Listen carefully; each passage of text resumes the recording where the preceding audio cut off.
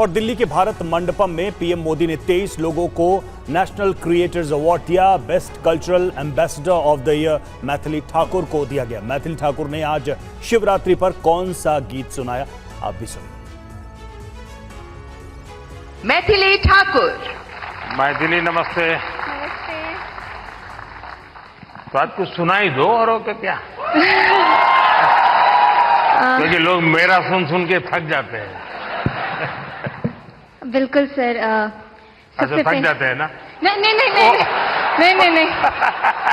मतलब बिल्कुल मैं आपको सुनाती हूँ। डिमिक डिमिक डमरू कर बाजे, प्रेम मगन नाचे भोला भोला।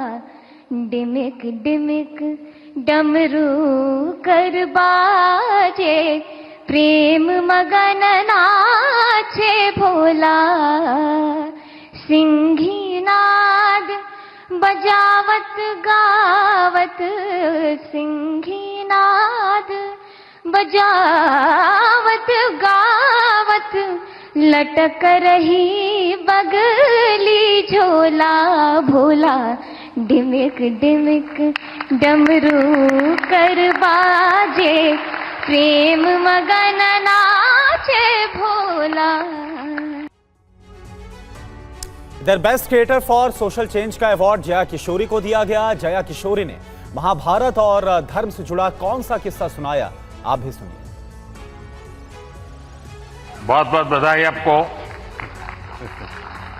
चलिए, आपने लोगों को आध्यात्मिक दुनिया की तरफ बड़ी आधुनिक तरीके से रुचि फैलाई है। बहुत बहुत धन्यवाद। बताइए कुछ।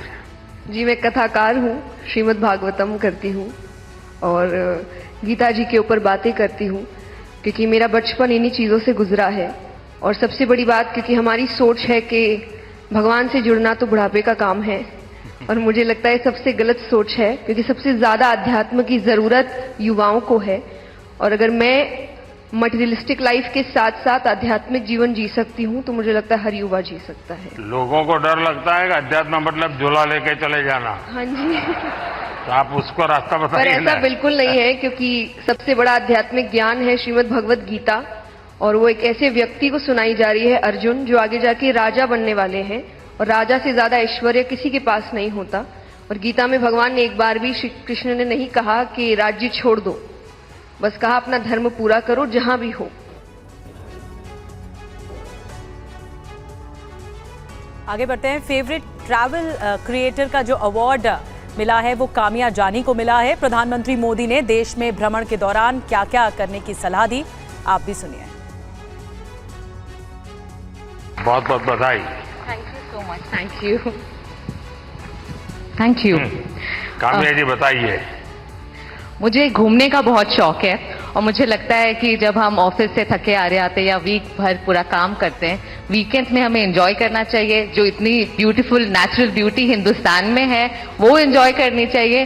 और मुझे लगता है भारत सबसे ज्यादा खूबसूरत देश है। मैं कहता हूँ भाई, ऐसा क्यों करते हो? जहां जाते हो कम से कम एक रात रुकिए। टोटल जो आपका बजट है, टूर ट्रैवल का टोटल बजट है, कम से कम 5% 10% लोकल कुछ न कुछ चीज खरीदिए, लोकल प्रोडक्ट खरीदिए। अब फिर आप कहेंगे नहीं हमने पानी पूरी खरीदी थी, ऐसा नहीं। खाना वाना तो कंपलसरी है, खाएंगे, लेकिन कोई वहां की प्रोडक्ट, क्योंकि हमारे देश की जो ये भी एक सामर्थ्य है, और वहां की इकोनॉमी को बहुत बड़ा बल मिलता है। और स्वच्छता एम्बेसडर का अवार्ड मल्हार कलाम्बे को मिला। पीएम मोदी ने इशारों ही इशारों में विपक्ष पर इस दौरान क्या हमला बोला, सुनिए जरा। मल्हार, ये जो लोग क्रिएटर्स हैं ना, उसमें कुछ लोग वो भी हैं जो क्या खाना चाहिए वो भी कहते हैं।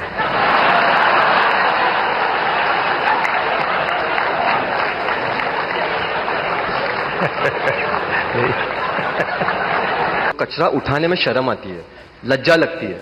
कई लोगों ने मुझे कचरे वाला तक कहा है, बट मैं एक चीज में विश्वास रखता हूं कि अगर देश साफ करना है तो हाथ तो गंदे करने पड़ेंगे। Thank you. बहुत बहुत शुभकामनाएं। और आपने युवकों को बड़ी प्रेरणा दी है। अच्छी अच्छी सेलिब्रिटीज उनके साथ जुड़ती हैं, काफी मेहनत करते हैं और नियमित रूप से करते हैं, ऐसा नहीं टोकनिज्म करते हैं। और उन्होंने एक वातावरण बनाया है। मैं आपको बहुत बधाई देता हूं, लेकिन फिर भी मैं चाहूंगा थोड़ा जरूर मौका मिलेगा।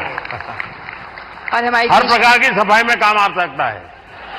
इस चुनाव में भी सफाई होने वाली है।